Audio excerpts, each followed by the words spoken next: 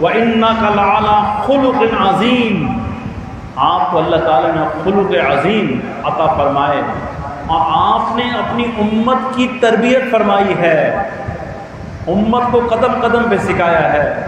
فرمایا کہ صف اول ہے، مسجد میں صف اول میں نماز پڑھنے کی فضیلت ہمیں اس کا اندازہ نہیں ہے، لوگ اس کا خیال نہیں کرتے۔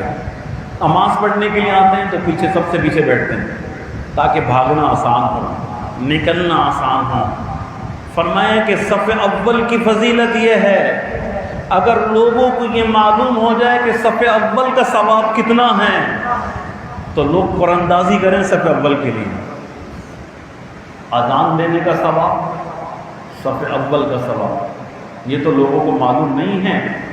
اتنا ثواب ہے، اتنا اجر ہے کہ اگر لوگوں کو اس کی حقیقت کا ادراک ہو جائے تو لوگوں میں جھگڑا ہو کہ صف اول میں بیٹھوں گا، قرآن اندازیاں شروع ہو جائیں۔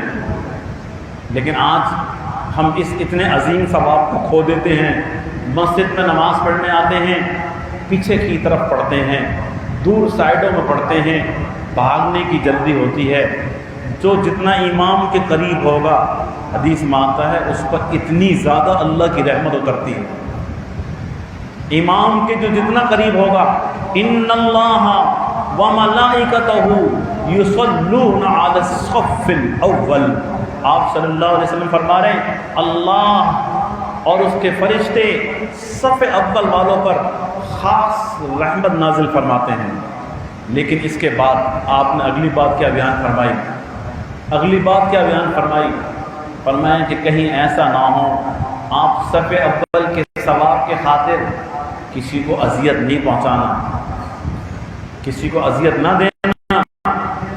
آپ نے دیکھا کہ صف اول میں تھوڑی سی جگہ نظر آ رہی ہے، آپ زبردستی اس صف میں شامل ہونا چاہ رہے ہیں، اب کیا ہوگا؟ دوسرے کو جو ٹھوکر لگے گی، اذیت ہوگی۔ آپ نے اس اذیت کو بھی برداشت نہیں کیا۔ آپ نے امت کی تربیت کس طرح فرمائی؟ آپ نے فرمایا کہ جو شخص اس نیت سے دوسری صف میں کھڑا ہو جاتا ہے کہ پہلی صف میں گنجائش نہیں ہے، اگر میں پہلی صف میں گھسوں گا، داخل ہو جاؤں گا تو میرے بھائی مسلمان کو تکلیف ہوگی، اس لیے وہ دوسری صف میں کھڑا ہوتا ہے۔ فرمایا کہ اللہ تعالیٰ اس کو پہلی صف کا دوہرا اجر دوسری صف میں عطا فرمائے گا۔ لیکن نیت کیا ہے؟ اس نیت کی وجہ سے کہ پہلی صف میں کسی کو تکلیف نہ ہو۔